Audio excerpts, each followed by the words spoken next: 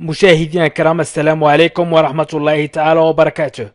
قبل أن أبدأ الدرس أريد أن أقول لكم أنكم ستجدون أسفل الفيديو في خانة الوصف وفي خانة التعليق روابط لتطبيقات مهمة جدا، سواء للتكلم. هناك تطبيق سيساعدكم على التكلم به 1000 جملة، وسنضع فيه أكثر من 100,000 جملة إن شاء الله بإذن الله، وهي جمل مستعملة وأيضا دروس مكتوبة وعلى شكل فيديو، سواء القواعد دروس القواعد مستوى المبتدئ جميعها موجودة في تطبيق واحد. وأيضا يمكنكم الدخول إلى رابط الموقع. من لم يستطع الدخول إلى التطبيقات يمكنه الدخول إلى الموقع فرونسي فاسيل، وسيجد الدروس مكتوبة إن شاء الله بإذن الله. وسأبدأ الدرس على بركة الله. إذن الدرس ضمن قائمة تعلم قراءة اللغة الفرنسية. تعلموا معي قراءة اللغة الفرنسية. إذن التعود على القراءة. الدرس الثالث نيفو A1، المستوى الأول. إذن هنا تتعلمون بطريقة أكاديمية عالمية وبطريقة حديثة. حاولوا أن تتعلموا معي. إذن هذا الدرس يكون عبارة عن نص، أي طفل اسمه ياسين سيتكلم عن نفسه، وسأقوم بترجمة النص إلى اللغة العربية. إذن المستوى الأول. إذن Bonjour, je m'appelle Yassine. Voilà une photo de ma famille. Bonjour, je m'appelle Yassine. Voilà une photo de ma famille. Dans ma famille, nous sommes 5. Mon père, ma mère, mon frère, ma sœur et moi. Bonjour, je m'appelle, عيدوا معي, je m'appelle Yassine. Voilà une photo de ma famille, Dans ma famille, nous sommes 5. Mon père, ma mère, mon frère, ma sœur et moi. إذن bonjour مرحبا. Je m'appelle Yassine. اسمي ياسين. Voilà. إذن ها هي، نقول voilà. ها هي.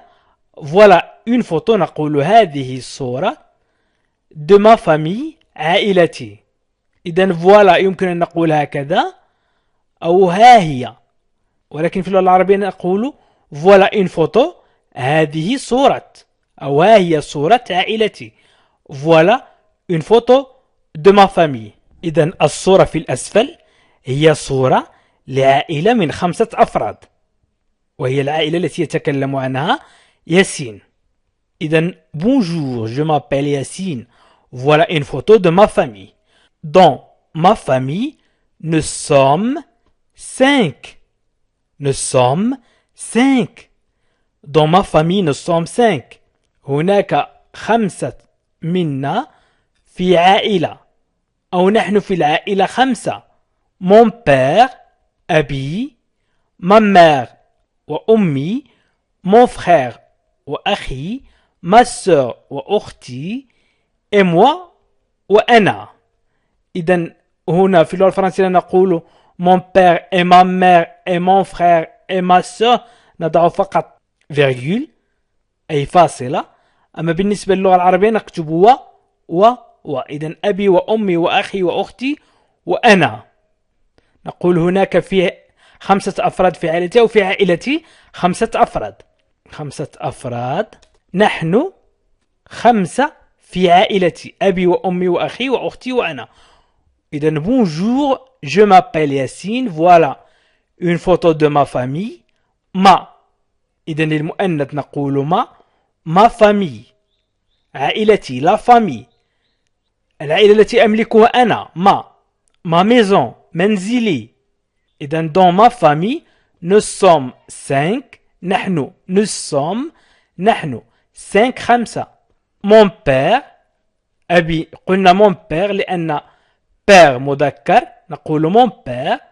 ma mère, mon frère, ma sœur et moi. Mon père s'appelle Younes. Il a 47 ans. Mon père s'appelle Younes. Il a 47 ans. Mon père s'appelle Younes. Il a 47 ans. 47 ans. Il a 47 ans. Il est sportif, généreux, un peu sévère, mais sympa et toujours souriant. Il est sportif, généreux, un peu sévère, mais sympa et toujours souriant. Mon père s'appelle Younes. أي والدي اسمه يونس أو اسم والدي هو يونس. إذا الترجمة الحرفية mon père أبي s'appelle يسمى يونس. Il a 40 ans. لديه أو عنده 40 سنة. نقول يبلغ من العمر 47 سنة 47 عاما. نقول 40 عاما. Il est sportif. إنه رياضي. généreux أي كريم. un peu sévère قاس بعض الشيء. un peu sévère قاس mais sympa.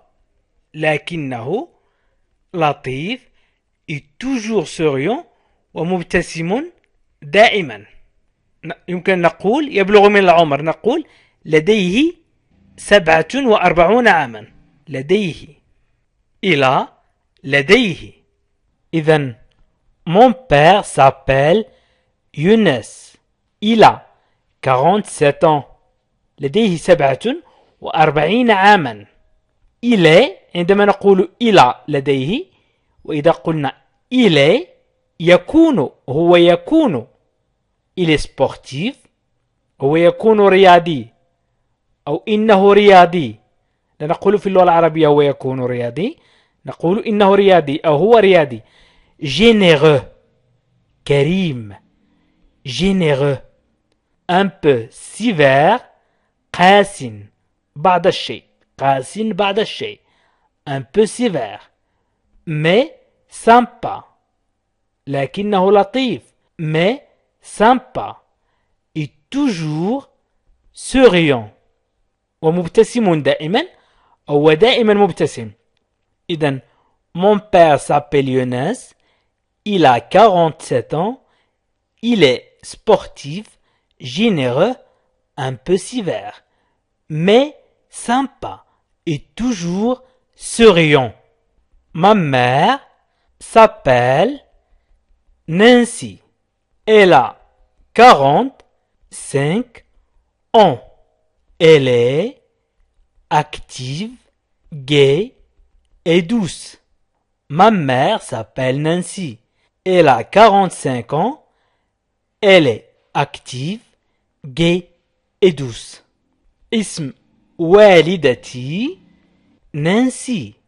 Elle a 45 ans. هي في 45 أو لديها 45. إنها نشطة. Elle est active, gaie ومرحة et douce ولطيفة أو هادئة. douce. Elle a لديها 45 أو 45. إذن ma mère s'appelle Nancy. Elle a 45 ans. Elle est active, gaie et douce. إذن gaie مرحة.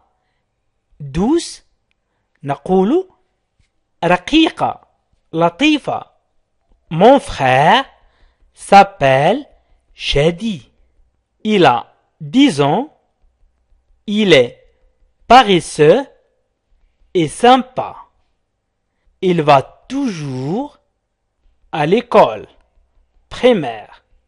إذن mon frère s'appelle شادي. اسم أخي أو أخي يسمى شادي. Mon frère s'appelle شادي.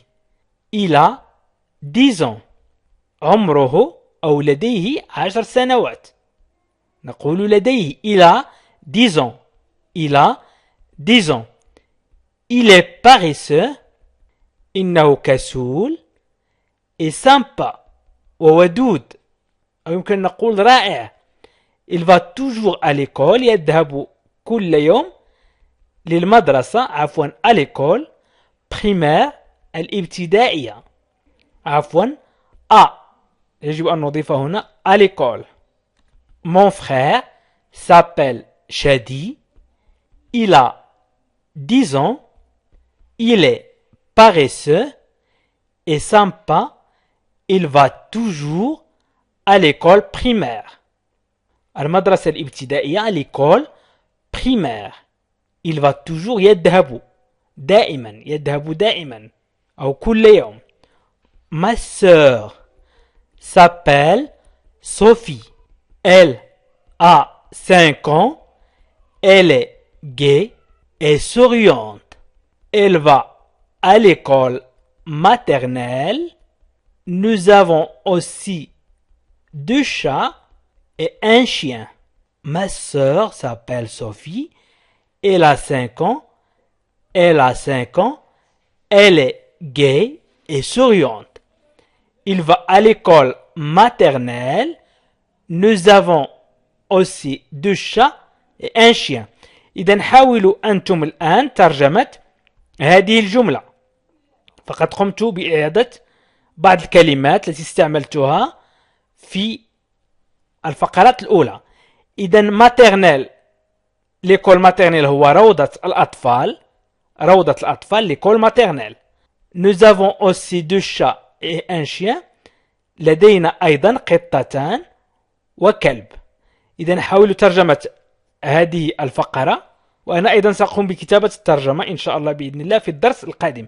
إذا كما سبق وذكرت لكم أن في أسفل الفيديو ستجدون رابط لأقوى تطبيق للتكلم باللغة الفرنسية، فيه العديد من الجمل المتداولة والمهمة والشائعة التي تساعدكم على التكلم باللغة الفرنسية، سواء على شكل المكتوب، على الشكل المكتوب، وأيضا على شكل فيديو، وهي مرتبة ومرقمة بالشكل الصحيح. وأيضا ستجدون قائمة القواعد اللغة الفرنسية للمبتدئين، وهي مهمة جدا. جميع الدروس التي وضعتها في قائمة تعلم اللغة الفرنسية للمبتدئين من الصفر ستجدونها مرقمة ومرتبة بشكل مكتوب وأيضا على شكل فيديو. اضغطوا فقط على التطبيقات وحاولوا تثبيت التطبيقات. وأيضا يمكن لمن لم يستطع أن يثبت التطبيق يمكنه مشاهدة هذه الفيديوهات على شكل دروس وعلى شكل فيديوهات على رابط الموقع. ستجدون الموقع أسفل الفيديو في خانة الوصف وفي خانة التعليق. وأيضا ستجدون البرنامج العالمي الأكاديمي لتعلم اللغة الفرنسية، تجدونه أسفل الفيديو. جميع القوائم ستجدونها أسفل الفيديو في خانة الوصف وفي خانة التعليق. وشكرا لكم، وإلى لقاء آخر فيديو آخر إن شاء الله بإذن الله.